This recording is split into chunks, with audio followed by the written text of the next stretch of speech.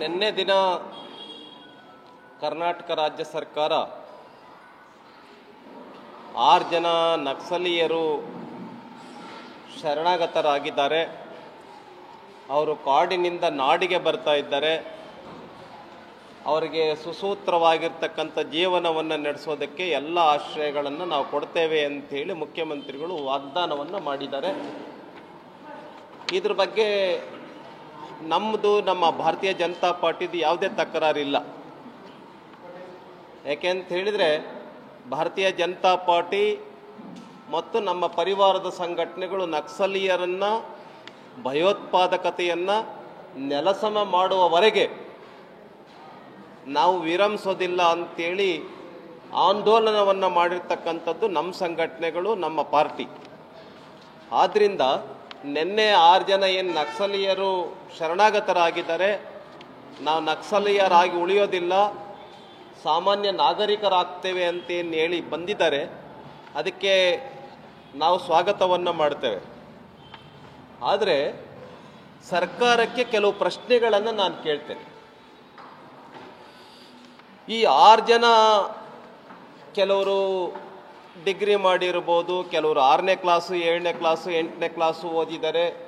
ಈ ಥರದವರು ನಕ್ಸಲೀಯರಾದ್ರಲ್ಲ, ಇವರ brain wash ಮಾಡಿದಂಥವರ ವಿರುದ್ಧ ಏನು ಕ್ರಮವನ್ನು ತೆಗೆದುಕೊಳ್ಳುತ್ತೆ ಸರ್ಕಾರ? ಈ ಯುವಕರು ನಕ್ಸಲೀಯರು ಏನು ಆಗ್ತಾ ಇದ್ದಾರೆ, ನಕ್ಸಲೀಯರು ಆಗೋದಕ್ಕೆ ಕಾರಣರು ಯಾರಿದ್ದಾರೆ, ಅವ್ರನ್ನ ನಾವು ನಗರ ನಕ್ಸಲೀಯರು ಅಂತ ಕರಿತೇವೆ. ಈ ನಗರ ನಕ್ಸಲೀಯರನ್ನಾಗಿ ಪರಿವರ್ತನೆ ಮಾಡಿ ಕಾಡಿಗೆ ಕಳಿಸಿ ತಮ್ಮ ಬೇಳೆಯನ್ನು ಬೇಯಿಸ್ಕೊಳ್ತಕ್ಕಂಥ ಕೆಲಸವನ್ನು ಏನು ಮಾಡ್ತಾ ಇದ್ದಾರೆ ನಗರ ನಕ್ಸಲೀಯರು, ಆ ನಗರ ನಕ್ಸಲೀಯರ ಬಗ್ಗೆ ಸರ್ಕಾರ ಯಾವ ಕ್ರಮವನ್ನು ತೆಗೆದುಕೊಳ್ಳುತ್ತೆ ಅಂಥೇಳಿ ನಾನು ಮಾನ್ಯ ಮುಖ್ಯಮಂತ್ರಿಗಳಿಗೆ ಕೇಳೋದಕ್ಕೆ ಬಯಸ್ತೇನೆ. ಈ ಕಾಡಿನಲ್ಲಿರ್ತಕ್ಕಂಥ ನಕ್ಸಲೀಯರು ಬೆಳೆದಿದ್ದು ಯಾರಿಂದ? ಈ ನಗರ ನಕ್ಸಲೀಯರಿಂದನೇ ಕಾಡಿನ ನಕ್ಸಲೀಯರು ಬೆಳೆದಿದ್ದು. ಈ ನಗರ ನಕ್ಸಲೀಯರೇ ಇವತ್ತು ಕಾಡಿನಲ್ಲಿರ್ತಕ್ಕಂಥ ನಕ್ಸಲೀಯರು ನಾಡಿಗೆ ಬಂದು ಸರೆಂಡರ್ ಆಗೋದಕ್ಕೆ ಕಾರಣ. ನಿಮ್ಮ ಅಕ್ಕಪಕ್ಕದಲ್ಲೇ ಓಡಾಡ್ತಾ ಇದ್ದಾರೆ ಮುಖ್ಯಮಂತ್ರಿಗಳ ಜೊತೆನಲ್ಲಿ.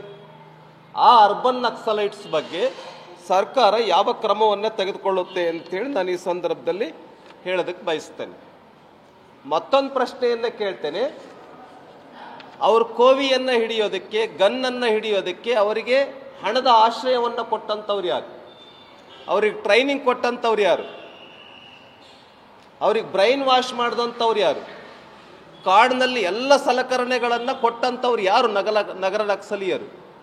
ಅವ್ರ ಬಗ್ಗೆ ಕ್ರಮ ಏನು ತೆಗೆದುಕೊಳ್ಳುತ್ತೆ? ಅವ್ರ ಬಗ್ಗೆ ಪೊಲೀಸ್ ಇಲಾಖೆ ಏನು ಕ್ರಮವನ್ನು ತೆಗೆದುಕೊಳ್ಳುತ್ತೆ? ಅವರಿಗೆ ಹಣವನ್ನು ಕೊಟ್ಟಂಥವ್ರು ಯಾರು? ಔಷಧವನ್ನು ಕೊಟ್ಟಂಥವ್ರು ಯಾರು? ಆಯುಧವನ್ನು ಕೊಟ್ಟಂಥವ್ರು ಯಾರು? ಈ ರೀತಿ ಎಲ್ಲ ಬೇಸಿಕ್ ಎಮ್ಯುನಿಟೀಸನ್ನು, ಅನುಕೂಲತೆಗಳನ್ನು ಮಾಡಿಕೊಟ್ಟಂಥ ಈ ನಗರ ನಕ್ಸಲೀಯರು, ಅರ್ಬನ್ ನಕ್ಸಲೈಟ್ಸ್ ಬಗ್ಗೆ, ಈ ಬುದ್ಧಿಜೀವಿಗಳ ಬಗ್ಗೆ ಸರ್ಕಾರ ಯಾವ ಕ್ರಮವನ್ನು ತೆಗೆದುಕೊಳ್ಳುತ್ತೆ ಅಂಥೇಳಿ ನಾನು ಕೇಳೋದಕ್ಕೆ ಬಯಸ್ತೇನೆ. ಇವರು ಸರೆಂಡರ್ ಆಗೋದ್ರ ಬಗ್ಗೆ, ಅವರಿಗೆ 3 ಲಕ್ಷ ರೂಪಾಯಿ ಕೊಟ್ಟಿರೋದ್ರ ಬಗ್ಗೆ ನಮ್ದು ಯಾವುದೇ ವಿರೋಧ ಇಲ್ಲ. ಆದರೆ ಮತ್ತೊಂದು ಬಹಳ ಪ್ರಮುಖವಾಗಿರ್ತಕ್ಕಂಥ ಪ್ರಶ್ನೆಯನ್ನು ಕೇಳ್ತೇನೆ. ಕರ್ನಾಟಕ ರಾಜ್ಯದಲ್ಲಿ 16 ಜನ ನಮ್ಮ ಪೊಲೀಸ್ ಕುಟುಂಬಗಳು ಸರ್ವನಾಶ ಆಗಿದ್ದಾವೆ. ಪೊಲೀಸ್ ಇಲಾಖೆಯಲ್ಲಿ ನಕ್ಸಲೀಯರ ವಿರುದ್ಧ ಕಾರ್ಯಾಚರಣೆ ಮಾಡಕ್ಕೆ ಹೋದಂಥ ಸಂದರ್ಭದಲ್ಲಿ ನಕ್ಸಲೀಯರು ಪೊಲೀಸರನ್ನ ಕೊಲೆ ಮಾಡಿರ್ತಕ್ಕಂಥದ್ದು, ಪೊಲೀಸರ ಮೇಲೆ ಗುಂಡನ್ನು ಹಾಕಿರ್ತಕ್ಕಂಥದ್ದು ಇದೆ. ಪೊಲೀಸರು ತೀರ್ಕೊಂಡೋಗಿದ್ದಾರೆ. ಉದಾಹರಣೆ ಪಾವಗಡದ ಘಟನೆ, 6 ಜನ ಪೊಲೀಸರು ತೀರ್ಕೊಂಡ್ರು. ಆ ಕುಟುಂಬಕ್ಕೆ ಸರ್ಕಾರ ಏನು ಮಾಡಿದೆ?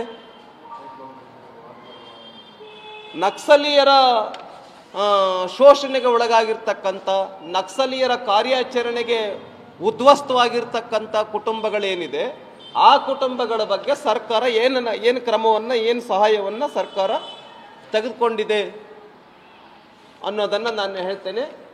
ಕೊನೆ ಪ್ರಶ್ನೆಯನ್ನು ಕೇಳ್ತೇನೆ. ಈ ಕಾಡಿನಲ್ಲಿರ್ತಕ್ಕಂಥ ನಕ್ಸಲೀಯರಿಗೆ ನಗರದಲ್ಲಿ ಹಣ ಸಂಗ್ರಹ ಮಾಡಿಕೊಟ್ಟಿರ್ತಕ್ಕಂಥವ್ರು, ಆಮೇಲೆ ಗನ್ಗಳನ್ನು ಸಪ್ಲೈ ಮಾಡಿರ್ತಕ್ಕಂಥವ್ರು. ಇದರೊಳಗಡೆ ಸರ್ಕಾರಕ್ಕೆ ಗೊತ್ತಿದೆ, ಗೂಢಾಚಾರ್ಯ ಇಲಾಖೆ ಗೊತ್ತಿದೆ ಅವ್ರು ಯಾರು ಅಂತ. ಅನೇಕ ಪತ್ರಿಕೆಗಳಲ್ಲೂ ಕೂಡ ಕೆಲಸ ಮಾಡಿರ್ತಕ್ಕಂಥವ್ರು ಇದ್ದಾರೆ ಅವರು. ಇಂಥವರ ಬಗ್ಗೆ ಸರ್ಕಾರ ಕೂಡಲೇ ಕ್ರಮವನ್ನು ತೆಗೆದುಕೊಳ್ಳಬೇಕು ಅಂತೇಳಿ ಈ ಸಂದರ್ಭದಲ್ಲಿ ನಾನು ಆಗ್ರಹ ಪಡಿಸ್ತೇನೆ. ನಿನ್ನೆ ಮುಖ್ಯಮಂತ್ರಿಗಳು ಏನು ಆ ಶರಣಾಗತರಾಗಿದ್ದಾರೆ ಆ ಕುಟುಂಬಗಳಿಗೆ ಆಶ್ರಯ ಕೊಟ್ಟಿರೋದ್ರ ಬಗ್ಗೆ ನಮ್ದು ಯಾವುದೇ ವಿರೋಧ ಇಲ್ಲ. ಅವ್ರಿಗೆ ಎಲ್ಲ ಅನುಕೂಲತೆಗಳನ್ನು ಮಾಡಿಕೊಡಿ. ಆದರೆ ಅವ್ರ ಕೇಸ್ಗಳನ್ನು, ಏನು ಕ್ರಿಮಿನಲ್ ಕೇಸ್ಗಳಿದೆ, ಏನು ಹತ್ಯೆ ಮಾಡಿರ್ತಕ್ಕಂಥ ಕೇಸ್ಗಳಿದೆ, ಯಾರು ಹತ್ಯೆ ಆಗಿರ್ತಕ್ಕಂಥ ಕುಟುಂಬಗಳಿದೆ, ಆ ಕುಟುಂಬಗಳಿಗೂ ಕೂಡ ನ್ಯಾಯವನ್ನು ಕೊಡ್ತಕ್ಕಂಥ ಕೆಲಸವನ್ನು ಸರ್ಕಾರ ಮಾಡಬೇಕು ಅಂತೇಳಿ ಈ ಸಂದರ್ಭದಲ್ಲಿ ನಾನು ಸರ್ಕಾರಕ್ಕೆ ವಿನಂತಿಯನ್ನು ಮಾಡ್ತೇನೆ.